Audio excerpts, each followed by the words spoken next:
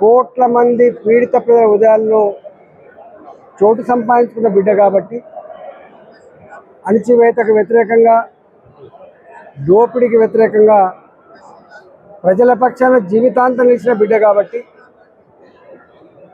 ఎక్కడ ప్రజల పోరాటం ఉంటుందో ఆ పోరాటానికి స్ఫూర్తినిచ్చిన బిడ్డ కాబట్టి, ప్రజలకి తన పాట రూపంలో, తన మాట రూపంలో జాగృతం చేసినటువంటి మహనీయుడు కాబట్టి, ఆయన నిస్వార్థంగా ఆయన సినిమాలో పాటలు రాసిన, ప్రజల కోసం పాటలు రాసిన, ఆయన ఎక్కడ డబ్బుకు ఆశపడే వ్యక్తి కాదు. ఇవాళ ప్రతి సెల్ ఫోన్లో వారి ఫోటో ఒకటి వారి పాట ఒకటి మారిపోతుంది. మనిషి అన్నవాడు అనేటువంటి పాట ప్రతి సెల్ ఫోన్లో ఉంటుంది. మాయమైపోతున్నాడమ్మా మనిషి అన్నవాడు అని. అంటే కాలం మారుతున్న కొద్దీ మనిషిలో జరుగుతున్న మార్పుల్ని ఇదేనా మానవత్వం అని చెప్పి, ఇదేనా మానవ జాతి అని చెప్పి, మానవ జాతిని మేల్కొల్పినటువంటి వ్యక్తి, మానవ సంబంధాలని గుర్తు చేసినటువంటి వ్యక్తి ఇలా అందశ్రీ గారు. ఒక పాట తెలుగొల్ల ఎల్లమ్మ అనేటువంటి పాట, తెలుగొల్ల ఎల్లమ్మ అనేటువంటి పాట మొత్తం ఆ జాతిని ఇప్పటికీ ప్రతి ఇంట్లో ఆ పాట ఉంటుంది. అంటే ఏ పాట రాసినా, ఏ పదం రాసినా కూడా దాంట్లో ఒక అర్థం, దాంట్లో ఒక చైతన్యం, దాంట్లో ఒక స్ఫూర్తి కలిగినటువంటి స్ఫూర్తినిచ్చిన మహనీయుడు కాబట్టి నేను ముఖ్యమంత్రి గారిని కోరుతా ఉన్నా. వారు చనిపోక ముందే తన కొడుకు ఒక మాట చెప్పింది, నా బాడీని ఖననం చేయండి అని చెప్పిండు. దాని ప్రకారంగా ఖననం చేస్తారు కాబట్టి ముఖ్యమంత్రి గారు ప్రభుత్వపరమైన స్థలాన్ని ఒక 5 ఎకరాలు 10 ఎకరాల్లో కేటాయించి ఒక స్మృతివనంగా తీర్చిదిద్దాలని చెప్పి కోరుతా ఉన్నాం. ఇలాంటి వాళ్ళు రేపటి జాతికి, రేపటి మన తరాలకు ఆదర్శవంతం కాబట్టి వారి స్మృతివనం ఖచ్చితంగా వారి రేపటి పాటలు, మాటలు, వారి స్ఫూర్తి మనకు గొప్ప గొప్ప ఆదర్శంగా ఉండే ఆస్కారం ఉంటుంది. కాబట్టి ముఖ్యమంత్రి గారు ఈ విషయంలో ఆలోచన చేసి తప్పకుండా ఈ పని చేస్తారని చెప్పి ఆశిస్తా ఉన్నాం.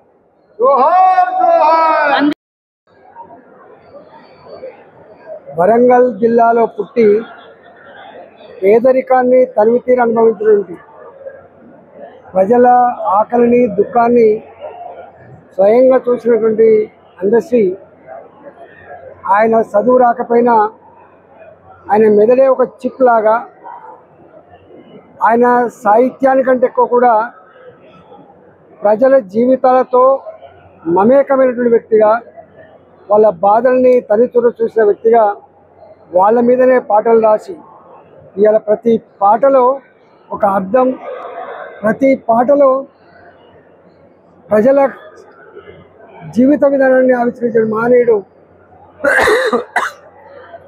అందశ్రీ గారు. అందశ్రీ గారితో మాకు ఒక 25 సంవత్సరాల దగ్గరి పరిచయం. తెలంగాణ ఉద్యమంలో ఆయన రాసిన పాటలు యావత్ తెలంగాణ సమాజాన్ని తట్టి లేపింది, కార్యోన్ముఖులు చేసింది, మాలాంటి వాళ్ళకు స్ఫూర్తినిచ్చింది.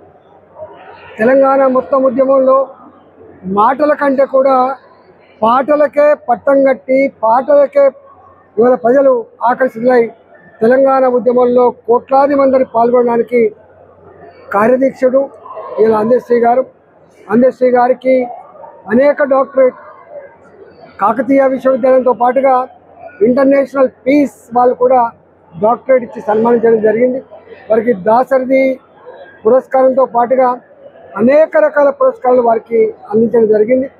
ఇవాళ వారి పాట తెలంగాణ గీతంగా రావాలని చెప్పి ప్రజలు కలగన్నారు. కానీ వేరే కారణాల వల్ల అది రాలేకపోయింది. కానీ ఆయన రాసిన జై జయ తెలంగాణ అనే పాట తప్పకుండా రాబోయే తరాలకు అదొక ఆదర్శవంతమైన గీతంగా, తెలంగాణ గొప్పతనాన్ని, తెలంగాణ యొక్క చైతన్యాన్ని ఆవిష్కరించే గేయం కాబట్టి దాన్ని గీతంగా, తెలంగాణ గీతంగా పరిగణించాలని చెప్పి నేను కోరుతా ఉన్నాం. ఇవాళ వారి లేని లోటు వాళ్ళ అభిమానులకు అసలు తీర్చలేనిదిగా, తెలంగాణ సమాజానికి, మరి ముఖ్యంగా అణగారిన వర్గాల జాతులకి ఒక తీరని లోటుగా భావిస్తూ ఉన్నాం. వారు లేరని నమ్మడానికి ఇలా వాళ్ళ అభిమానులు ఎవరు కూడా సిద్ధంగా లేరు. ఇలా వారి కుటుంబానికి ప్రగాఢమైన సానుభూతిని తెలియజేస్తూ వారి ఆత్మకు శాంతి కలగాలని చెప్పి కోరుకుంటూ వారికి ఘనంగా నివాళులర్పిస్తా ఉన్నాం.